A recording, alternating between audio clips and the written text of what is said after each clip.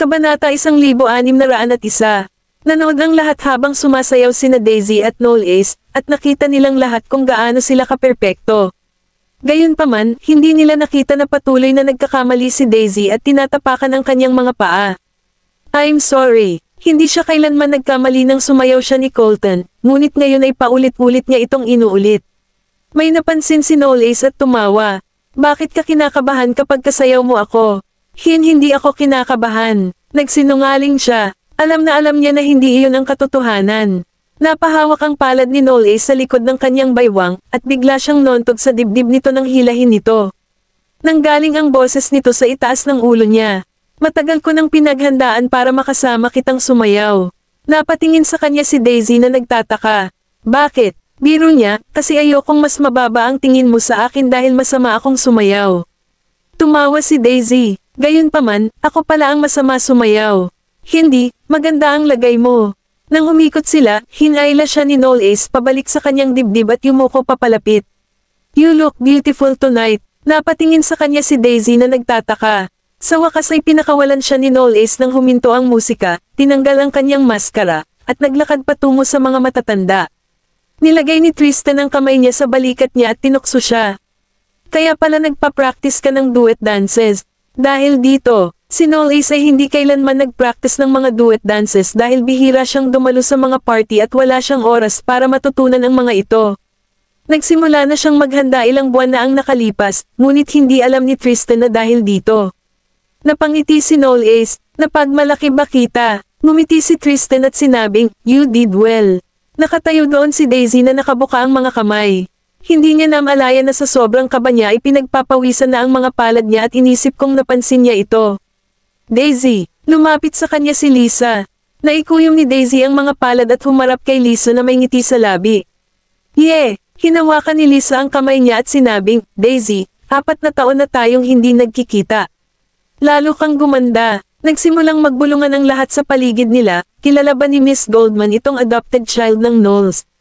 Mukhang close sila. Napangiti si Lisa nang marinig iyon.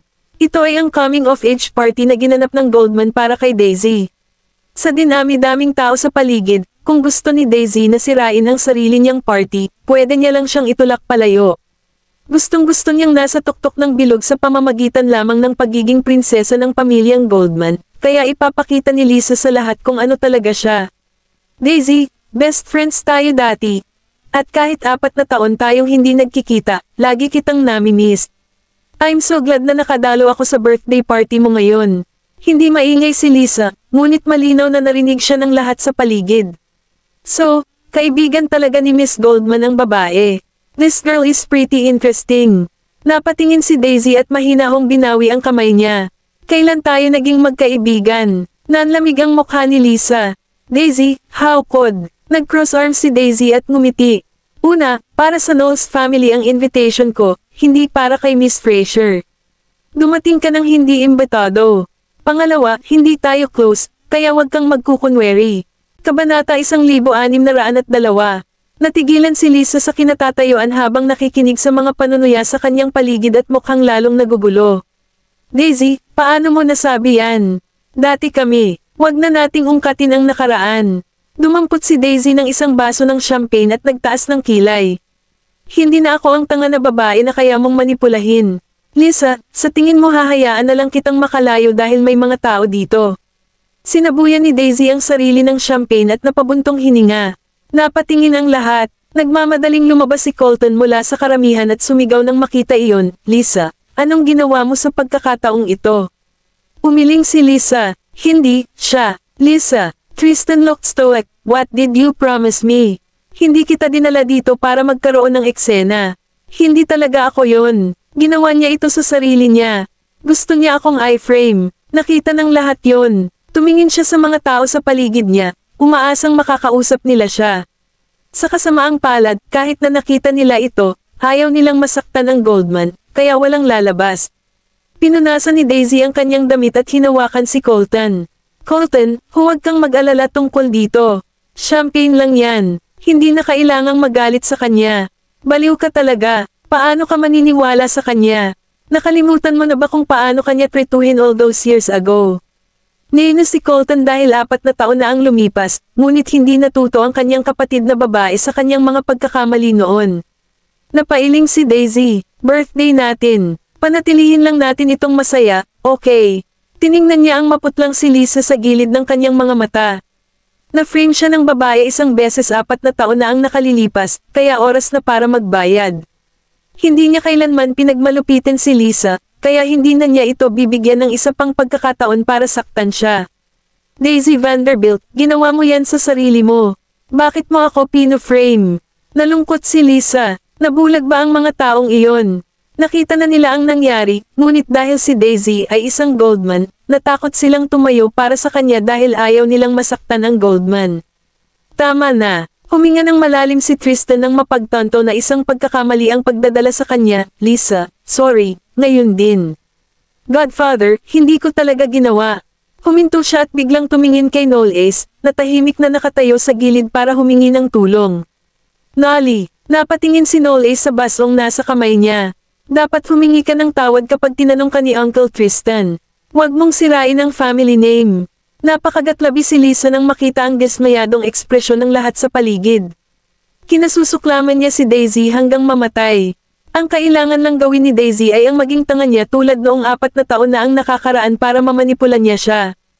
Hindi niya inaasahan na natuto siyang mag-frame ng mga tao sa loob ng 4 na taon.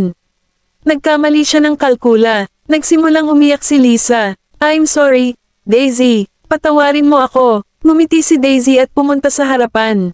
Nagsorry ka na, kaya patatawarin talaga kita. Maging mabuting tao ka na lang mula ngayon. Tumingin si Lisa sa mga mata ni Daisy. Matamis pa rin ang ngiti niya, tulad ng kanyang uto-uto sa lahat ng mga nakaraang taon. Tinaas ni Lisa ang kanyang kamao, tumalikod, at umalis sa party. Mamantong hininga si Tristan at naglakad.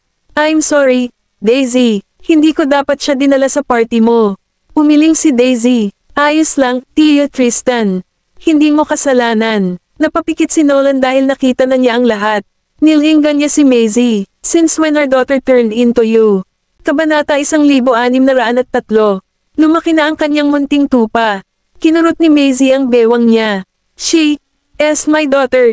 So of course she be like me. Napangiwi si Nolan bagong ngumiti.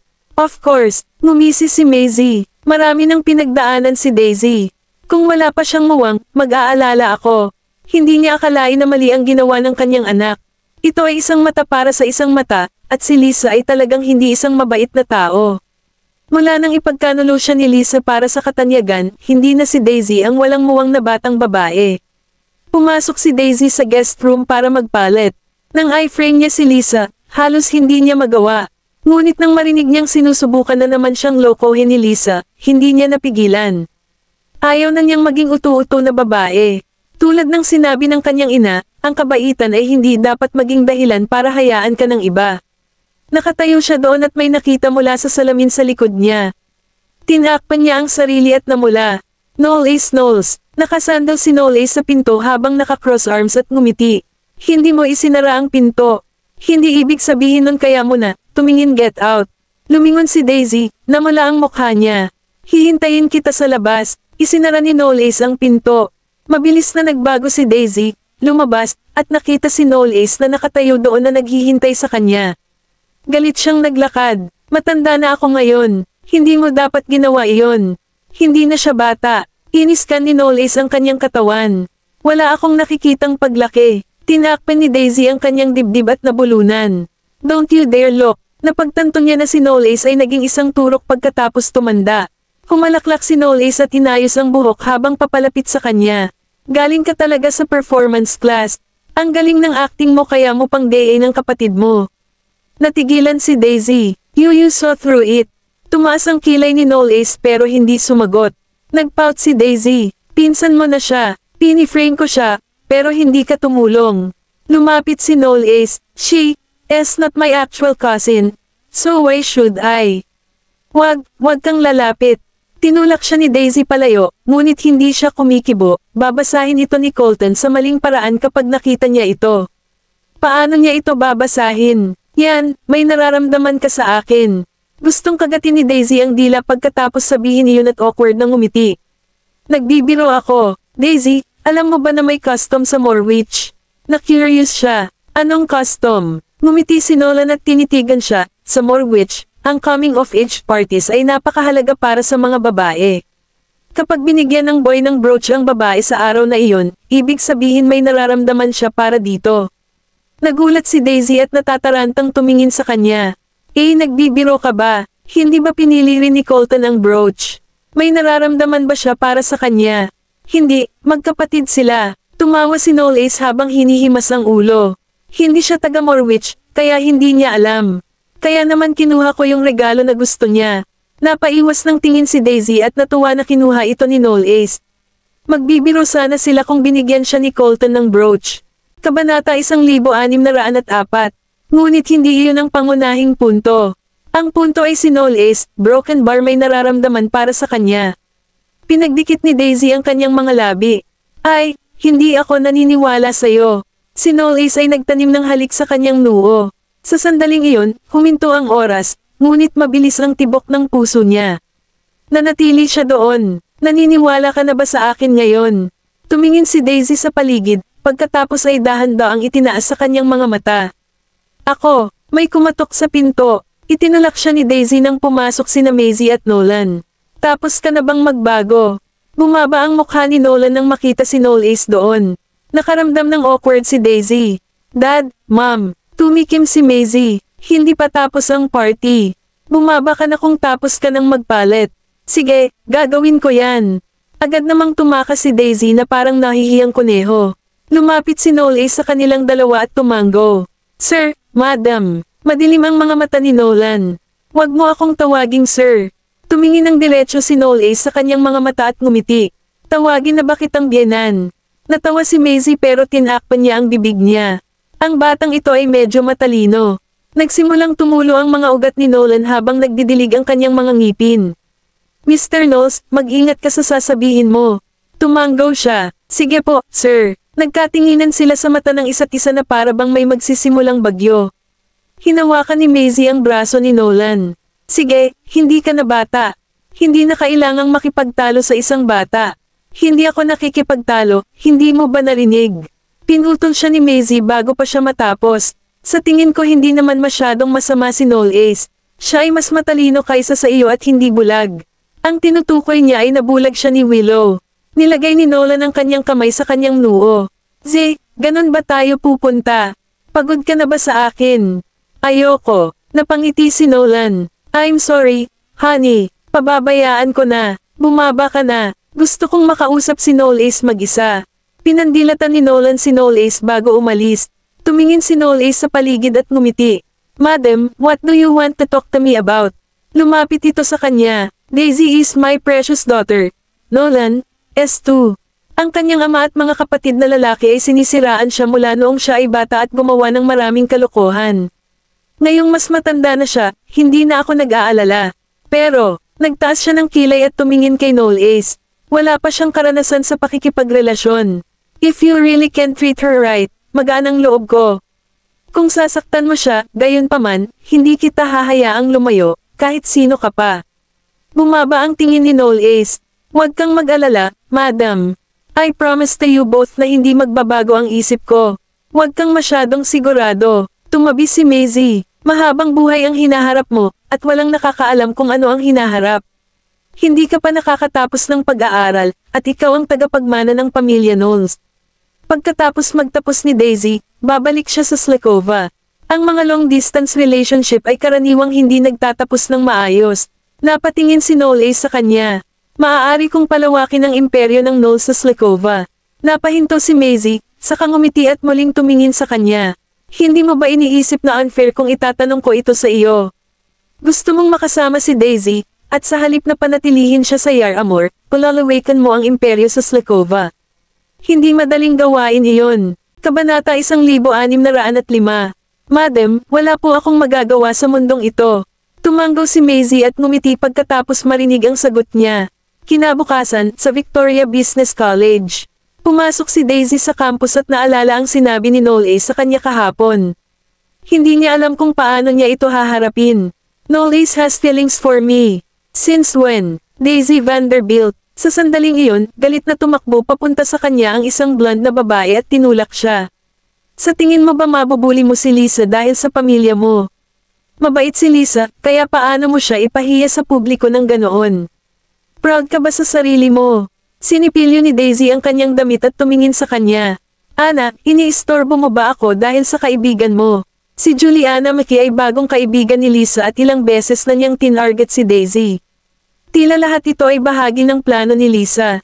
Hindi pa siya nakapasok sa kolehiyo ngunit tiyak na may tulong mula sa loob. Sa pagkakataong iyon, biglang tumakbo si Lisa at hinawakan sa likod si Juliana. Ana, huwag kang magalit. Hindi kasalanan ni Daisy. Kasalanan ko ang lahat. She framed you, but you still speak up for her. Ito ang matalik na kaibigan na binanggit mo. Ganito kanya tretuhin. Well, ako. Si Lisa ay mukhang malungkot ngunit talagang kinikilig sa loob. Hindi mahalaga na hindi siya bahagi ng paaralan. Naisip ni Juliana na kaibigan niya ito, at mahihirapan si Daisy doon kasama siya. Hindi pa kakawalan ni Lisa si Daisy pagkatapos ng nangyari kagabi. Ana, sarili kong problema. I made Daisy hate me, at doon nagsimula ang hindi pagkakaunawaan. Tigilan mo na ang pagiging mabait sa kanya. She's just doing whatever she wants because sa Goldman. Tinuro ni Juliana si Daisy. You better apologize to her, or I'll expose your true nature to everyone. Oo naman. Nag-cross arms si Daisy, kung gusto mong mabigyan ng hustisya, sige. Hinawakan ni Daisy ang kanyang baba at tumawa. Paano kung may ginagawa ako dahil isa akong Goldman? Ito ay mas mahusay kaysa sa pananakot ng iba para sa kanilang kabaitan. Sige, ibulgar mo ako. Daisy, itigil mo na ang pag-trigger kay Ana. Siya ay inosente. Alam mo naman yun, diba? Tumingin si Daisy kay Lisa na walang ekspresyon.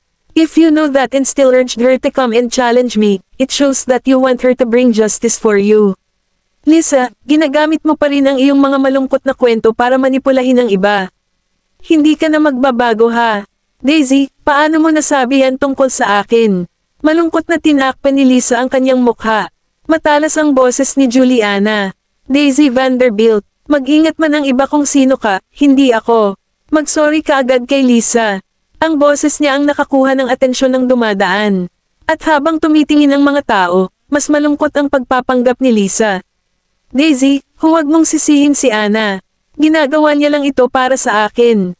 Ako ang iyong target. Sa mga mata ni Juliana, si Lisa ay isang mabait na babae, at ngayong dumating siya para humingi ng tulong sa kanya, kailangan niyang gawin ang lahat para protektahan ang kaibigang ito. Lisa, hindi na kailangang magmakaawa sa kanya. Hindi natin kailangang matakot. Binubuli ka niya at minamaliit ka, kaya siya ang may kasalanan dito. Kabanata 1606. Napangiti si Lisa sa loob-loob ng si Juliana ay nakatayo sa gilid niya. Ang ama ni Juliana ay ang pinakatanyag na diplomatikong sugo ng Yer Amor. Kahit na hindi siya mula sa isang marangal na pamilya, ang kanyang pamilya ay nasa mataas na uri. Ipinaalala ni Juliana kay Daisy ang kanyang nakaraan, at hindi napigilan ni Daisy na matawa sa sarili. Noong mga oras na iyon, sigurado siyang pinagtatawanan na rin siya ni Leah dahil sa katangahan niya nang binalaan niya ito na huwag nang i-bully si Lisa. Natawa siya at nagtanong, gusto mo humingi ako ng tawad kay Lisa? May nagawa kang mali, kaya hindi mo ba naisip na dapat kang humingi ng tawad sa kanya? Siya ang may kasalanan, hindi ako. As for why I hate her so much, why don't you ask her yourself and see if she has the guts to tell you or not? Lumapit si Daisy kay Juliana at nagpatuloy. Miss McKay, hindi kailanman mali na manindigan para sa ibang tao, ngunit kailangan mong malaman kung anong uri ng mga tao ang karapat-dapat sa iyong tulong. Handa akong humingi ng tawad kung ibang tao. Pero si Lisa, I will never apologize to her as she doesn't deserve it. Napaatras si Juliana ng walang malay, at humakbang pasulong si Lisa para protektahan si Juliana sa likuran niya. Daisy, hindi ko kailangan ng sorry mo. Naiintindihan ko kung bakit mo ako kinasusuklaman at kung bakit mo ito ginagawa sa akin, ngunit mangyaring huwag kalad ka rin si Ana dito. Malamig na nguya ni Daisy. Ipokrite ka talaga. Sinabi mo na hindi mo kailangan ng aking paghingi ng tawad, kaya bakit ka pumunta dito sa Victoria Business College at ipinahayag ang iyong mga hinaing kay Ana? Bakit parang ikaw ang biktima sa harap niya? Gusto mong panindigan kanya, hindi ba? Gusto mong ipamukha sa sarili mo na ikaw ang mabuti at inosenteng prinsesa na minamaltrato habang ako naman ang masama at masamang ina, tama ba? Yun, hindi yan ang gusto ko. Tama na, sigaw ni Juliana habang tinutulak si Daisy dahilan para mawala ng balanse si Daisy. May sumulpat at niyakap siya nang malapit na siyang bumagsak sa lupa. Natigilan si Daisy at napalingon. Si Noel yun, at puno ng galit ang kanyang mukha. Namutla ang mukha ni Juliana. Nagmamadaling humakbang si Lisa at sinabing, Nolly, huwag kang magalit kay Ana. Hindi niya sinasadya, kahit na hindi umimik si Noel nanlamig ang kanyang tingin at pinalamig ang gulugad ni Lisa. Damn it, bakit magpapakita si Noel dito? Pero, I'm sure na hindi ako ang nakita niya kundi si Ana ang tumulak kay Daisy. Kailangan ko lang magpaliwanag sa kanya mamaya at itulak ang lahat ng sisi kay Ana, naisip ni Lisa. Hindi pinansin ni Noel ang dalawa. Hinawakan niya ang kamay ni Daisy at dinala siya palayo doon. Nang mawala ang pang-aapi ay nakahinga na ng maluwag si Juliana. Nilinggan niya si Lisa at tinanong, hindi ba ikaw ang matalik na kaibigan ni Noel mula pagkabata? Bakit niya tinulungan si Daisy? Nakagat ni Lisa ang labi at nakaawang kumilos, I think. Kanina pa kasi umiikot si Daisy kay Nolly. May pagkakataon na niloko din niya si Nolly. Ano? Hindi natin siya hahayaan. Hahanapin ko ngayon si Noel at ilalantad ko ang tunay na kulay ni Daisy sa harap niya. Pinigilan siya ni Lisa at sinabing, no, please don't, Ana. Ayokong kaladkarin ka dito. Of course, it went without saying na hindi niya hahayaang pumunta si Juliana para hanapin si Noel. Kung hindi, siya ay tapos na kapag bumalik siya sa Noel's mamaya. Napabuntong hininga si Juliana. Paano ka naging mabait, Lisa? Dinala ni Noel si Daisy sa likod ng isang gusali. Nang may itatanong sana sa kanya si Daisy ay bigla itong tumalikod at sinandal siya sa pader. Lumapit ito sa kanya at bamulong, you're so idiot. Saglit na natigilan, si Daisy. Tapos sumigaw siya ng mapang-asar, sinong tinatawag mong tanga? Gayunpaman, medyo napalapit si Noel sa kanya, at napalingon si Daisy sa kanyang mukha. Inilagay niya ang mga kamay niya sa dibdib nito at sinubukang itulak siya palayo sa kanya. Tumigil ka, Noel baka makita tayo ng mga tao. Walang dapat ipag-alala. Hinawakan ni Noel ang kamay niya at hinalikan ang dulo ng daliri niya. College na tayo ngayon. Kahit makita tayo ng mga tao, mag-asawa lang ang tingin nila sa atin. Nagulat si Daisy sa kanyang paggalaw. Namumula ang pisngi niya na parabang nasusunog. She stammered, stop it. Kabanata 1607.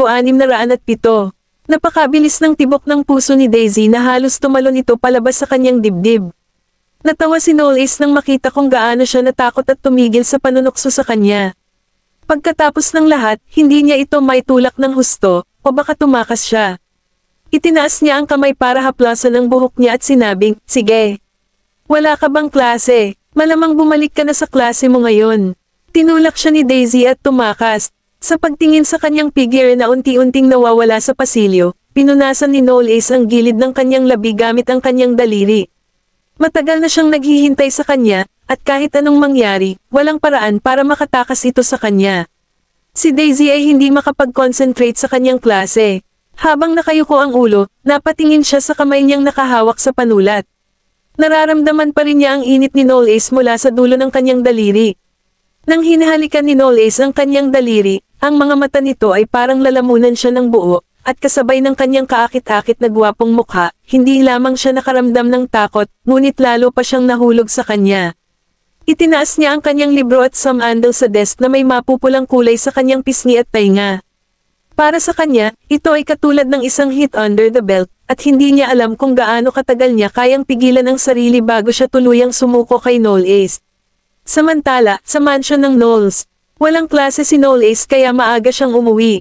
Pagtungtong pa lang niya sa sala ay nakita niyang may ipinapaliwanag si Lisa kay Tristan.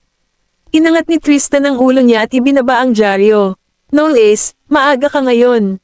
Sagot ni Noel, yeah.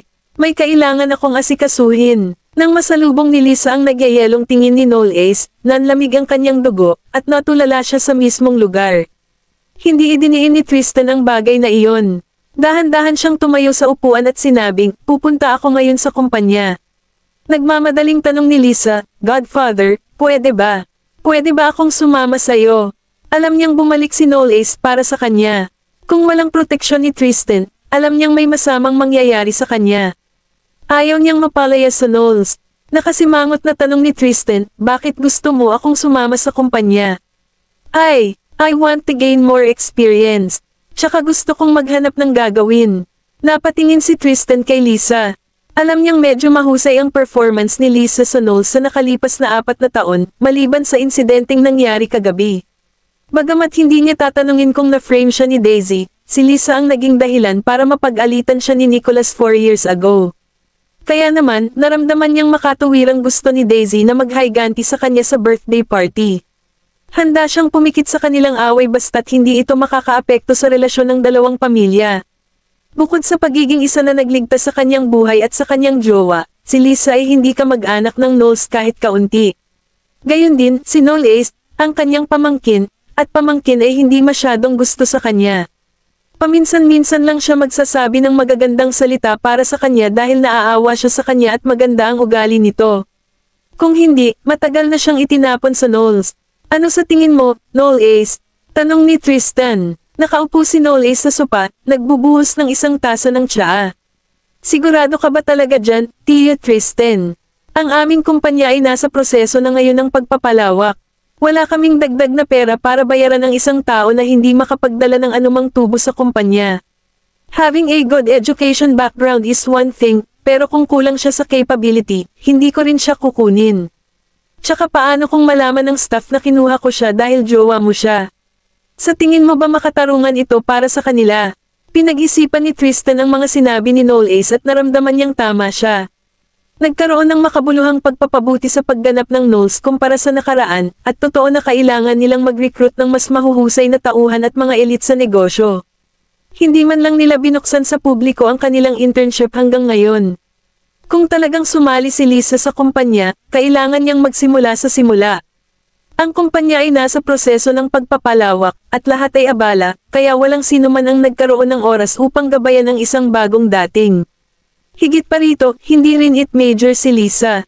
Pagkatapos ng mahabang sandali ng pagmumuni-muni, sinabi niya, hayaan kitang magdesisyon kung ganoon. Pagkaalis ni Tristan, lumungkot ang mukha ni Lisa. Alam niya na si Knowles ang magsesettle ng score sa kanya. She parted her lips and explained, Nolly, hindi ko kasalanan ang nangyari ngayon.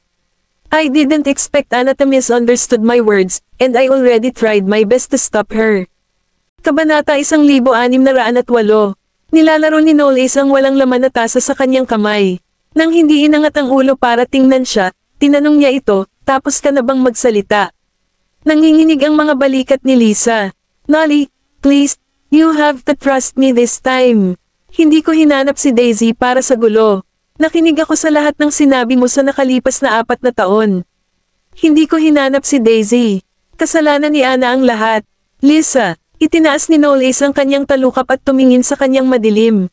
Naramdaman ni Lisa na nanlamig ang kanyang dugo, at namutla ang kanyang mukha. Nolly, wag mo akong tawaging ganyan. Nakakaramdam ako ng sakit. Natigilan si Lisa at naikuyom ng mahigpit ang kamao.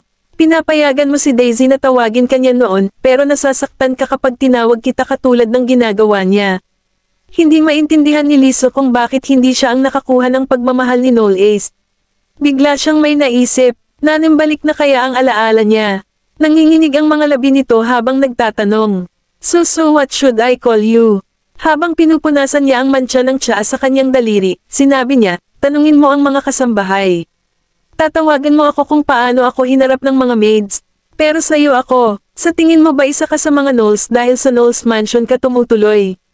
Tumayo si Knowles, naglakad-lakad sa mesa, at tumayo sa harapan niya. Ibinaba niya ang kanyang ulo dahil wala siyang lakas ng loob na salubungin ang tingin nito. Oo. Young Master Knowles, Peter. Ipinatawag ni Knowles ang kanyang mayordomo. Lumakad si Peter at tumabi sa kanya ng may paggalang, paano kita matutulungan, Young Master Knowles? Mula ngayon, ayusin ang trabaho para sa kanya at panatilihing abala siya. Kung wala siyang gagawin, iikot siya at ipapahiya ang Knowles, understand? Hindi kailanman sasalungat si Peter sa utos ni Knowles, kaya tumanggo siya. Naiintindihan ko. Napatingin si Lisa kay Knowles at napakagatlabi habang unti-unti itong nawawala sa paningin niya. Tumanggi siyang tanggapin ito. Bakit kailangang pretuhin siyang parang kasambahay at gawin ang trabaho ng dalaga? Kasalanan lahat ito ni Daisy. Sa Victoria Business College, ang sesyon sa hapon ay isang pagtatanghal ng sayaw. Lahat sila ay bumunot ng palabunutan para sa ballet na kailangan nilang mag-ensayo, at nakuha ni Daisy ang Black Swan. Inihahanda niya ang kanyang makeup sa likod ng stage habang ang ibang mga estudyante ay sunod-sunod na nagpe-perform sa stage. Isang estudyante ang nagdala sa kanya ng costume at sapatos. Daisy, dito ko ilalagay ang mga damit at sapatos mo. Tiningnan ni Daisy ang estudyante sa salamin at ngumiti, salamat. Pagkaalis ng estudyante, kinuha ni Daisy ang costume at pumasok sa fitting room. Pumunta si Juliana sa likod ng stage pagkatapos pumasok si Daisy sa fitting room. Nang makita niya ang sapatos na pangbalay ni Daisy sa mesa, isang ideya ang lumitaw sa kanyang ulo, at nagngangalit ang kanyang mga ngipin. Binubuli niya muna si Lisa. Siya ay isang masamang dalawang mukha na asong babae. I don't need to feel sorry for doing this to her. Sa pag-iisip na iyon sa kanyang isipan, lumapit si Juliana at tinusok ang isang maliit na pako sa dulo ng bawat sapatos ng balay ni Daisy. Hanggat hindi ito titignan ng malapitan ni Daisy, hindi niya malalaman. Wala ka bang tiwala sa sarili mo? Hindi ba ikaw ang top achiever? Tingnan natin kung paano mo makukuha ang mga papuri ng mga propesor sa pagkakataong ito. Nang matapos ang lahat, tumalikod na siya at umalis. Sa sandaling nagbago si Daisy, may nagpaalam sa kanya na turn na niya para umakyat sa stage. Wala siyang oras upang tingnan ang kanyang sapatos, kaya isinuot niya ito at naglakad papunta sa entablado. Tumayo siya sa entablado at nagsimulang magtanghal habang ang mga ilaw ay pumutok at tumugtog ang musika. Maganda ang pangangatawan niya at para siyang isang matikas na sisni sa suot niyang black feather ballet skirt. Makinis ang lahat ng kanyang galaw, ngunit biglang, ang pananakit ng kanyang mga daliri sa paa ay naging sanhi ng kanyang panginginig at ang kanyang mga galaw ay nanlamig. Maging ang mga propesor sa ibaba ng entablado ay napansin ang kakaibang galaw niya. Si Daisy ang top achiever sa mga bagong dating ng drama, theater, at film department. Maganda ang memorya niya dahil natatandaan niya ang lahat ng kanyang mga linya nang walang kahirap-hirap at mahusay siyang gumanap sa pagsasayaw at drama. Hinding-hindi siya magkakamali, ngunit nakasimangot ang lahat ng mga propesor sa pagkakataong ito. Huminga ng malalim si Daisy at pinakalma ang sarili. Nagngangalit ang kanyang mga ngipin at tiniis ang masakit na sakit sa kanyang mga daliri sa paa. Muling naging makinis ang kanyang mga galaw, at maging ang ekspresyon ng kanyang mukha ay perpekto. Kabanata 1609. Ang mga propesor sa ibaba ng entablado ay tumanggo bilang kasiyahan nang makita nila kung gaano kabilis at maayos. Nag-adjust siya pabalik sa kanyang normal na pamantayan. Ito ay isang bagay na inaasahan nila mula sa isang nangungunang nakamit. Nagkamali man siya, mabilis niyang inayos ang sarili pabalik sa normal. Si Juliana, na nagtatago sa dilim, ay hindi inaasahan na magpapatuloy si Daisy sa pagsasayaw sa kabila ng kanyang sakit. Paano niya nagawa iyon? Wala ba siyang nararamdamang sakit? Sa sinabing iyon, sigurado siyang mababawasan ang mga marka ni Daisy sa pagkakataong ito. Nang matapos ang musika, isang palakpakan ang sumabog mula sa entablado sa ibaba, at natambas si Daisy. Tumayo ang mga propesor at nagtanong, anong nangyari? Nakita ng isang estudyanteng malapit sa stage ang nangyari at sumigaw ng, Miss, may dugo sa sapatos niya. Nagmamadaling umakyat ang propesor sa entablado at hinubad ang kanyang sapatos para siyasatin. Bigla siyang may nakita at naglabas ng isang maliit na pako sa dulo ng bawat sapatos. Ang kuko ay basang-basa sa dugo. Huminga ng malalim si Daisy, ngunit hindi siya nagpatalo. Sa halip, ngumiti siya sa propesor at sinabing, Miss, sorry. Sinubukan ko ang aking makakaya. Tumayo ang propesor at sinabing, dalhin mo si Daisy sa infirmary. Nang malaman ni Colton na isinugod si Daisy sa infirmary sa panahon ng kanyang performance, dumiretso siya sa infirmary. Nang makita niyang nababalot ng gauze ang magkabilang daliri nito, lumubog ang mukha nito. What the hell happened? Ang mga estudyante na nagpadala sa kanya sa infirmary ay nagsabi kay Colton ng lahat, at siya ay galit na ang kanyang buong katawan ay nanginginig. Inangat ni Daisy ang kanyang ulo at sinabing, Colton, ayos lang ako. Colton said through his gritted teeth, shut up. Inikat niya ang ulo para tanungin ang babaeng estudyanteng iyon. Nalaman niyo ba kung sino ang naglagay ng pako sa sapatos niya? Umiling siya, pero may naisip siya at sinabing, Oye, bago ako pumunta dito, may narinig akong nagsabi na nakita nila si Juliana na papunta sa backstage. Hindi siya taga-drama, theater, at film department, kaya hindi ko alam kung sino ang pinuntahan niya. Juliana, hindi nagtagal ay nalaman ni Daisy kung sino ang salarin na naglagay ng mga pako sa kanyang sapatos. Colton let out a cold smirk. Juliana, ha? Nang tumalikod na siya at lalabas na sana ng infirmary, dumating si Knowles kasama si Juliana. Hinawakan niya ang braso nito at itinulak papasok ng kwarto. Dinala ko siya dito. Nawala ng balanse si Juliana at bumagsak sa sahig. Then, she looked at them fearfully and asked, what do you want? Lumapit sa kanya si Colton at tinanong, ikaw ang naglagay ng pako sa sapatos ng kapatid ko. Oo, ako ito. Ako. Gusto ko lang sana siyang turuan ng leksyon. Tsaka gusto ko lang na mabaigaw siya sa performance niya. Hindi ko siya papatayin o kung ano paman. Kinulit niya si Lisa at ayaw humingi ng tawad, kaya deserve niya ito. Hindi naman itinanggi ni Juliana ang kanyang ginawa. Dahil siya ay may lakas ng loob na gawin ito, siya ay nagkaroon ng lakas ng loob na aminin ito. Hinawakan siya ni Colton sa kwelyo niya at sumimangot, hindi mo siya papatayin. Gusto mo pa siyang patayin. Namutla ang mukha ni Juliana. Hindi ako kasing sama niya. Sinabi ba ni Lisa na gawin mo ito? Namula ang mga mata ni Juliana sa paligid ng rims habang sumisigaw, hindi. Ako mismo ang gumawa nito. Gusto ko lang tulungan si Lisa na makaganti. Wala akong ginawang masama. Tumanggi siyang magpasakop sa puwersa at tapat sa kanyang kaibigan. Bukod dito, nadama ni Daisy na talagang kahanga-hanga siya na nagkaroon siya ng lakas ng loob na managot sa kanyang ginawa. Maling tao lang pala ang naging kaibigan niya. Napatingin si Daisy sa kanya ng may simpatiya. Pagkaraan ng ilang sandali ng katahimikan, sinabi niya, Juliana, magpapanggap akong hindi ito nangyari. Natigilan si Juliana. Binitawan siya ni Colton at huminga ng malalim. Nakatayo ang mga braso niya sa bewang habang nakatingin kay Daisy. Daisy, nababaliw ka na ba? Let's move on from this. Colton. Siya ay nakatayo lamang para sa kanyang kaibigan, at sa tingin ko ito ay isang marangal na bagay na dapat gawin. Lahat ng tao ay magkakaroon ng panahon na hindi nila alam kung ano ang tama o kung ano ang mali. Hanggat hindi siya lalayo, mapapatawad ko siya. Tsaka pumayag naman yung professor na pwede akong kumuha ulit ng exam. Kabanata 1610. Ibinaba ni Daisy ang ulo at tumingin sa natatarantang si Juliana. Pinaalala sa akin ni Ana ang nakaraan ko. Kaya lang, pag-isipan mo kung worth it ba o hindi na gawin mo ito para kay Lisa. Tumayo si Juliana at sinabing, Daisy, hindi ko kailangan ng simpatiya mo. Ako ang naglagay ng pako sa sapatos mo, kaya mo na lang i-report sa professor. Magsumbong ka at mapatalsik ka sa kolehiyo. Ito ba ang gusto mo? Natigilan si Juliana. Walang ekspresyong nagpatuloy si Daisy. Paano mo ipapaliwanag sa tatay mo kung tatanungin niya kung bakit napatalsik ka sa kolehiyo? Natahimik si Juliana. Ana, kung umaasa talaga ako sa katotohanan na anak ako ni Nolan Goldman para gawin ang lahat ng gusto ko, malaki ang posibilidad na ma-expel ka sa kolehiyo dahil sa ginawa mo. Wala akong pakialam sa iniisip mo. Hindi ko alam kung ano ang sinabi ni Lisa tungkol sa akin sa harap mo, pero masasabi ko sa iyo na hindi ko siya nagawang mali. Sa tingin mo ba maglalakas loob siyang sabihin sa iyo ang mga bagay na ginawa niya sa akin? Kung talagang gusto ko siyang pakawalan, sa tingin mo ba nandito pa siya? Hindi ka dapat tumingin lamang sa ibabaw ng mga bagay.